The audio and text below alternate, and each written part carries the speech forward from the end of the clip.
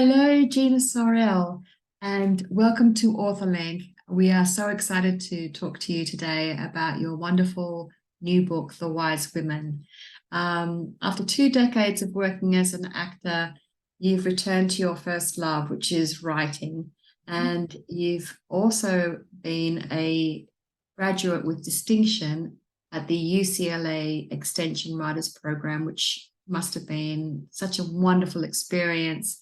You're also the author of the very highly uh, accoladed Mothers and Other Strangers, which was a great group read selection and a 2017 Best Books of Refinery 29 Self Magazine.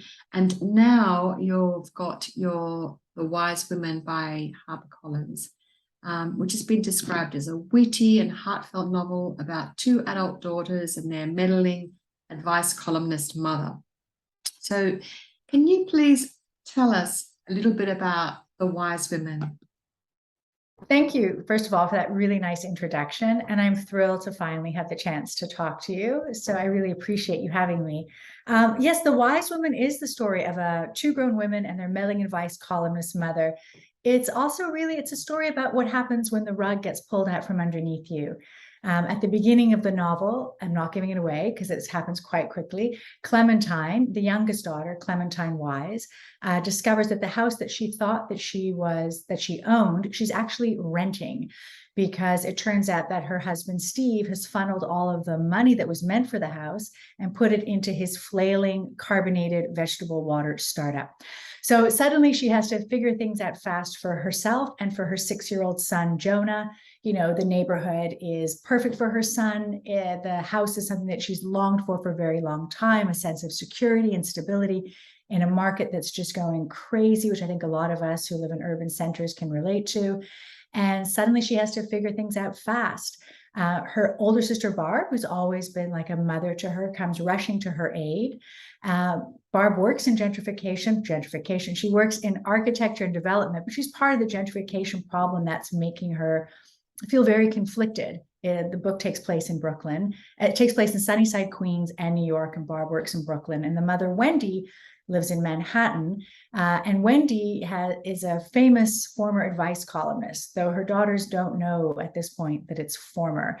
So she's been pushed out of work for being outdated, too old, not relevant, but she hasn't had the courage to tell her daughters yet. So when Clementine's crisis strikes, the mother and the daughter come rushing to her aid. And we realize that they're not just running there to help her, they're running away from problems of their own. And really, in order for them to move forward and face a future which maybe, while unexpected, could possibly even brighter than they hoped, they're going to have to get over their old resentments and hurts in order to do that. Wow, thank you so much. I love that introduction and that summary. Have you ever had any actress or actors in general to be playing these parts, if ever it was going to go? Oh, in mind for it? That's a hard one because I was an actor for 20 years. And so I have a lot of friends who are actors, and my husband is still an actor. And so when I think of it, I tend to think of friends that people don't know. They're not famous.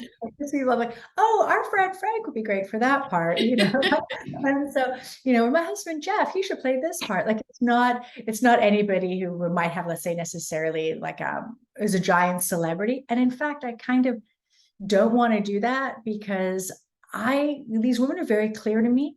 And my hope was that they would be very clear to the reader.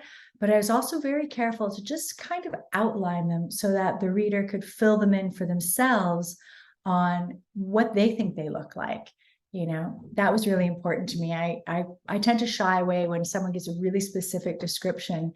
If I go, oh, that wasn't how I saw it in my head, then sometimes I have a harder time being able to attach to that character. I understand. And in relation to that, have you ever seen like a movie where you've read the book first and then you've gone to the movie and you've been like, no, it completely does not marry up? That's interesting. I actually tend to be pretty good with that. I think probably because of my acting background, that I know that, for every part that's cast, there is at least 1,000 plus actors and actresses who would have done a fantastic job. So I tend to give over pretty quickly to that. I see. So you said that you had written The Wise Women in a huge year of professional and personal change. So are you able to talk a bit Yes, of about course. that? Yeah. So in 2019, I found myself, starting the year thinking my life was going to be heading in one direction. As you said, Mothers and Other Strangers had come out. It had been really well received. I felt finally, after years of trying to get an agent, then trying to get published, that I was settled. I just wanted to be settled in that world professionally.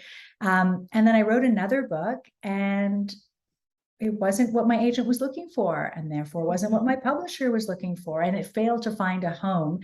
And I suddenly found myself without representation, not in a bad way, but we just agreed it wasn't right for her list. And so I felt like I was starting over on that level. And the company that I'd been working at in the brand storytelling world for well over a decade was going through a huge reorganization. And my role as I knew it was no longer going to exist. And in my mind, that was going to be the thing that I did alongside writing, forever. So both sort of professionally and also artistically, those have been really quite shaken. And then my mom had to have open heart surgery, and it was all at once. And it just felt really uncertain.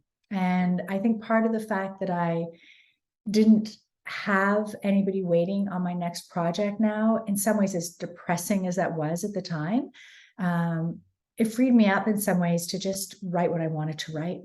And I found myself reading a lot of books that were about characters and real struggles that people had, not giant plot twists, but people wondering about their marriage, or wondering about their career, or their next phase of life, or being an empty nester, or raising children, like these complicated characters where a lot of that conflict was internal, and then just things that a lot of us deal with on a day-to-day basis.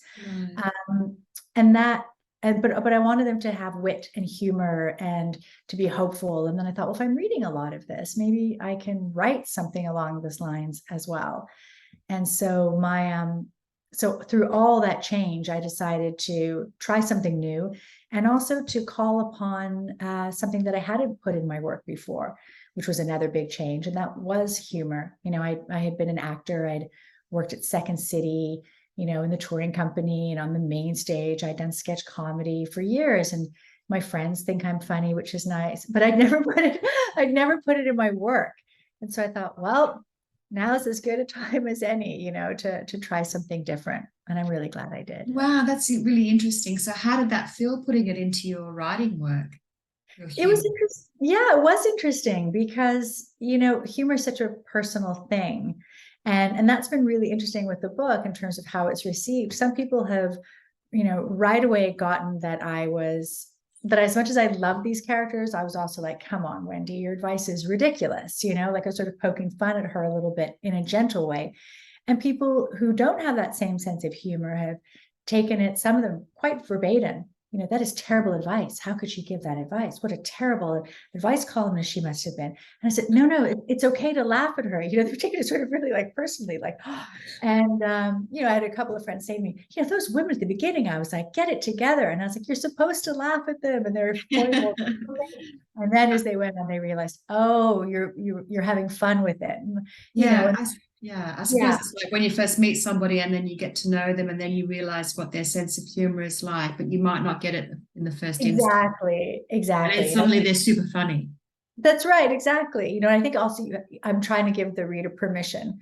There's very serious themes about aging and gentrification and the high cost, both professionally and personally, of making it in the city, and I'm trying to deal with all of those things and this idea of belonging and sense of place and home, but deal with it with a lighter touch so that the reader is able to get involved without feeling a sense of trepidation or fear as to what's going to happen, when every time I pick up the book. I wanted it to be enjoyable. You did, yeah. Well, you certainly accomplished that. That's for sure. Thank you. So was it hard to slide from acting to writing? Yeah, in some ways In some ways, yes, and in some ways, not at all. I mean, they are very different, but I think for myself as an actor, I was always focused on the storytelling. That was the part that I liked the best. So even when I was creating work for myself, even when I was writing as an actor, it was to create work for myself. It was to give myself an opportunity to, do a performance or make a short film because I wasn't getting cast in somebody else's films, so there were these showcases. It was a creative outlet. I think in many ways it's helped my writing with character development, with dialogue, with sense of pace, with engaging the reader. But it is a very different, it operates very differently in terms of the fact that as an actor, you're required to be constantly engaged, public facing on a really regular basis, auditions, casting, on set. And as a writer, you're required to go away for great amounts of time and work all on your own, in solitude to create these other worlds that eventually you'll take public. So if anything, I found the challenge has been at times just switching back and forth.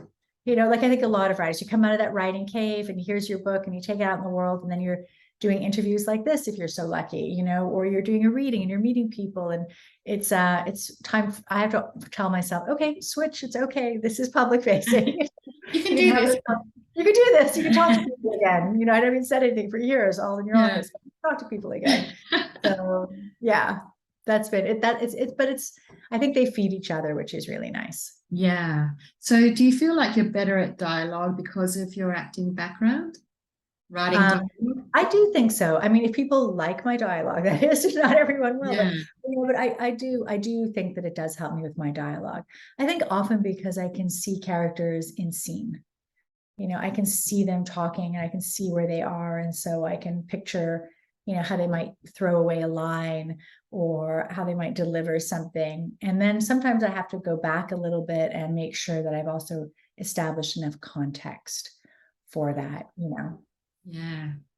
And so just to go back to your first book, what was the inspiration for Mothers and Other Strangers, which is like an amazing title, by the way. Oh, thank you. What was the inspiration for that? Well, I've always been fascinated by parent-child relationships. The Wise Woman deals with it, and Mothers and Other Strangers does as well. And for me, with Mothers and Other Strangers, I was really compelled by this idea of a complicated mother-daughter relationship, but also the lies we tell when the truth is too much. What are our stories? A child has a story of who their parent is and what their life was like before that's given to them. The parent has an idea of what their story is pre-becoming a parent, what their life was like before having children. And I really but those stories can be very different depending on who is telling them and who is receiving them, and also our perspective. So I really wanted this idea of a complicated mother-daughter relationship where they're estranged and the child really yearns to know who her mother really was because she has so many secrets and lies. And the mother has told the child one story, but in reality, there are all these secrets that she's hiding, all the things that she's running from. Wow. So that, and is she telling them to protect her child? Is she telling them because she wishes that she was somebody else or that her life was different? And that sense of point of view and perspective on the same event from different people has always been something which I've really been fascinated by. And in The Wise Woman, I try to carry that over into, you have Barb and you have Clementine, who both have incredibly different relationships with their mother, Wendy. Clementine kind of idolizes Wendy, and Barb in many ways thinks that she has really failed as a mother and will do anything not to take her advice. And yet we're raised in the same house. How do they second daughter, yeah. That's right. How did they view this woman so differently? And I think that, that also translates into everyday life, how no two people can see the same situation alike. You're right, yeah. Okay, so what about some of the difficulties that you had on the road to publication? Like, did you find an agent straight away? Were people willing to listen to your read your synopsis? No, I find it so challenging. I mean, I have one book that sits in a drawer that is the first book that I wrote that is mainly for me. And, a couple of people saw it and I was like, that's not the book I'm going to go out with. And then, Mothers and Other Strangers, it had two agents, and then, it had a long road to publication in terms of there were changes that went along the way while it was also being submitted. Oh, And that can happen. And then finally it found a home at a small press, which loved it. And I'm so grateful that they found it when it did. And they really loved it and did a fantastic job with it. But I find that you don't, we all hear these stories about somebody queries and then they finish the book, then they query, then they get the agent, then it goes in submission and they find out. And more, I'm learning that a lot of people would have, one or two agents in that first book, or they would have several start and stops, on their way to submission, pulling the manuscript back, reworking, sending it out again. There are all those challenges that your perfect fit doesn't happen right out of the gate necessarily. If you're so lucky, it's fantastic. But for a lot of people, there's a lot of bumps in the roads. And I don't think that's anything to be ashamed of. I don't think that's anything which can be avoided. I think everybody's journey is different, but I think it's important to remember that for most people, it's a bumpy road. yeah, because there's so many shades to publication, and then you really need to find the perfect timing and the perfect group of people, and it's all about the subjective impression of your work to Of that course. particular point in time and person. And that's tricky, because you suddenly find yourself with this perfect, what you think is a perfect version of what you could have done absolutely the best. And then you've taken it on to an agent or a couple of agents, and they've made some changes. And so were both your books changed quite a lot from the very beginning to towards the very end of their publication? From the very beginning of my working on them to the very end for Mothers and Other Strangers, that was interesting. I did about 6 drafts, and then I was with this one agent, and then it just didn't, timing wise, it just didn't work out. It wasn't what they were looking at. It was, they switched their list, and it just sort of, too much time had passed, and we both agreed I should just move on. And then, but that's hard, right? When you're starting out, because you want it to be like done. And then what happened was I sat with the manuscript for a while and I realized, actually I preferred a couple of earlier versions. So I went back and I submitted that one and I got an agent, which was great. Terrific agent, which was wonderful. And then there's we worked on it for a little bit together. And then when it went to the publisher, it was pretty much ready. For The Wise Women, again, I started out querying, starting from scratch. And I got a phenomenal agent. She's the agent of my dreams, which is really great. And I've been writing to her for like over a decade, and she finally gave in. And I wore her down, and she liked it, hopefully. And she had terrific advice, like really phenomenal advice. Right away sort of saw the strengths in it being an ensemble versus just one person's voice with supporting characters. So I think that was a big difference. Before it was mainly Clementine. And then through our work together, we're like, these other people are really pivotal. Let's give them their due. Like, let's give them the space that they need and the time that they need and the storylines that they need to really support their involvement. So that was something that I think made the book so much richer and so much deeper. And and then I was very fortunate. I had quite a bit of interest, which was great, and I met Harper Collins, which is lovely. And what I love is, it's my editor was like, "Yeah, this is fantastic. We could take it as is, except if you're willing." Da, da, da, da, da, da, and she's, she was right. Like, there were all these ways to just take it up a notch, strengthen it to the next level. So I think if there's one thing I've learned through the whole process, it's been over a decade now, is that I used to really not look forward to revisions. They used to be, I wanted it done. Like, just tell me this is done. Like, please let me be just done with this manuscript and get on with it. And now I love revisions. I really think of them as this amazing opportunity to really enrich the work, to make it go deeper, to take things that I'm clearly ruminating about in the background as like secondary themes and bring them forward, and I really, it's probably my favorite part of the process now. I really look. Yeah. But do you find in your experience, I'm only asking because I don't have any experience in this area, that they're tweaking all of this business yet. They're tweaking all of this business because they want it to be more commercially viable, or is it because they think that your writing needs to be tighter? Is it like more of a writing thing, or is it a let's kind of mold your work to make it more viable commercially? I think it can be both. And I think that's an excellent question. I think sometimes it's really clear and they'll tell you, I mean, with Mothers and Other Strangers, there was this danger that it was going to fall between two shelves. It's both literary and commercial, and so what did that mean? Well, if I was going to have it stay in the literary shelf, it still needed to have momentum. I still needed to be something that people wanted to turn the pages, because I'm not a writer who's going to do giant plot points of like, then, there's not like some, turns out she's secretly a spy, that wasn't what it was about. So it were questions of identity, but not in that way. So I still had to make sure that there was enough happening that people wanted to keep turning those pages.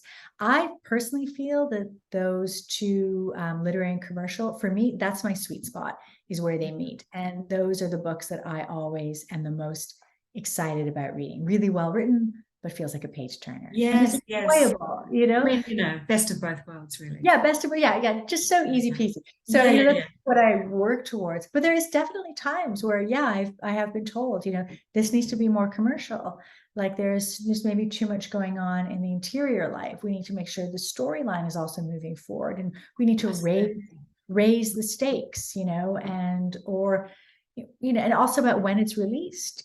Is summer? Well, does it feel like a summer read? Are you having a summer read in January? Like, is that going to make sense? So that's been a really interesting learning curve. But I think all you can do is write the book that you want to write, and then if you're lucky, you'll be able to work with the people that you desire. And then I think I remind myself all the time, well, I have, in my mind, I have the best agent, right? I have the best editor. So I should listen to what they have to say. That's what I try to find. Of course. So now what are you working on? We understand that you're working on a story about three friends, where one of them ghosted each other, ghosted the other two. Yeah. So it's a story it's a story of three friends who met sort of that pivotal time of life when they're in college, and they all worked on a film together, and that really cemented their friendship. It's sort of, I think of it as, I only went to summer camp very briefly, but how that experience can be so intense. Those summer camp friendships, they feel like they're going to last forever. Yeah, forever.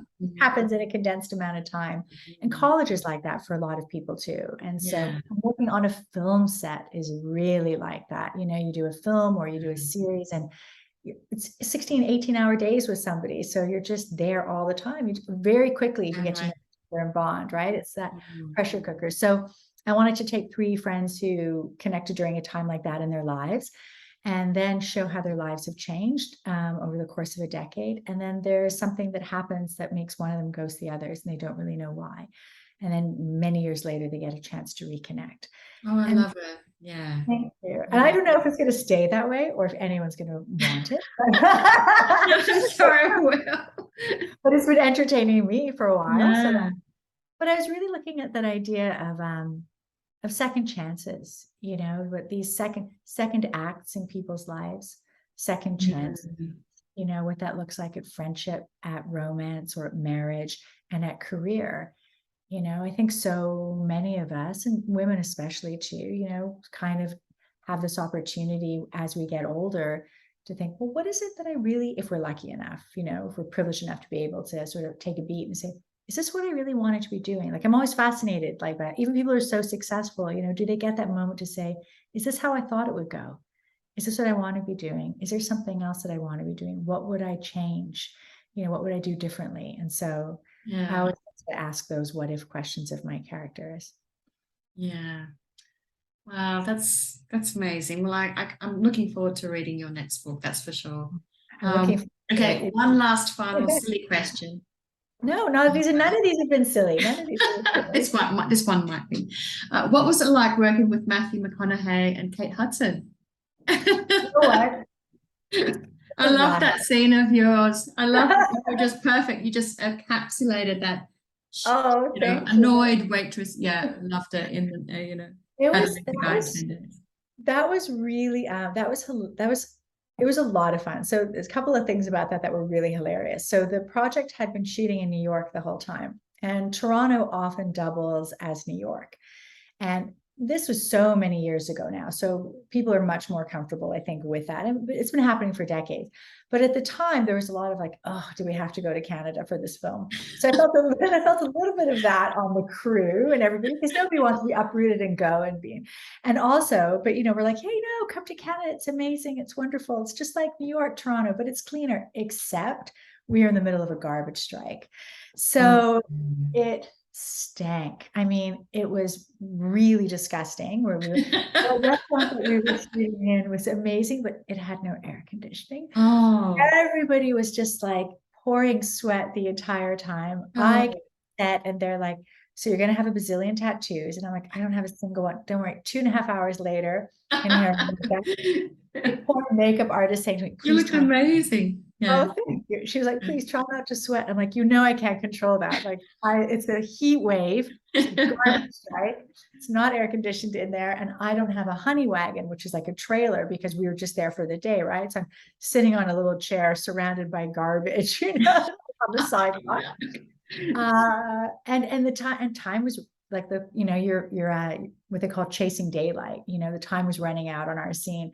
And so I ended up not being able to do not really the way that I would normally shoot, where you do a couple of takes and you rearrange the camera, whatever. It's also small parts. You don't get that much coverage. It was what we call a series. So you have no choice but to say your lines from start to finish. And then literally when you're done, you just go back, you reset, and you say it again. And the camera just rolls. So you just do it like 10, 20 different takes. Wow. And it feels just so uncomfortable to do and so strange, but they were both sort of looking at me, oh gosh, I'm blowing it, and then afterwards we're like, I don't want to do Matthew McConaughey's accent, but he was like, that was really good. That was, you really got something there, And she was like, you're really talented. That was really great. Start to, I was like, I have no chance. Oh, I just knew that would be great. Yeah. And they were really supportive and very nice about it. You did nail it. You did nail it. You were just like in that particular little, but it was just, you just nailed it. It was really, you stole the scene totally. Oh, thank you. It was a lot of fun. It was a lot of fun. Anyway, we are so pleased to have chatted to you today about The Wise Women, and we thank you. Every bit of success. Yes, we love the cover. We love that. So just quickly on that, did you have a chance to kind of contribute to the way? Yes, I did. And I should say that the jacket design is by Joanne O'Neill, because I don't think that this design has gotten their due from me often enough. Yes. Honestly, so beautiful. I got a chance to contribute ideas. There's a whole bunch of different iterations.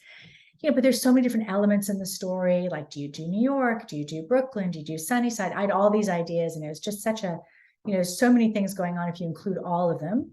And finally, we came upon this idea of, what if we had the cover evoke the feeling, And so it's sort of that, like, there are 3 different colors of flowers for 3 different women. It takes place in summer, and new things are on the horizon for them. It's blooming. And I wanted to be hopeful.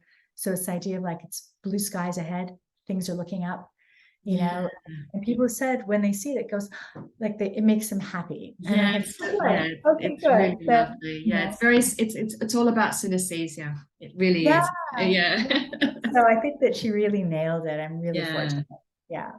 Well, that's wonderful. We are so pleased once again to say that to have met you and to have chatted to you about The Wise Women, and we wish you all the very best success. Thank you. And looking forward to seeing you either acting somewhere or writing your next. Just writing these days. Thank you so much. It was a pleasure to meet you. I really appreciate it. Our pleasure. Thank you. Talk soon. Bye. Bye.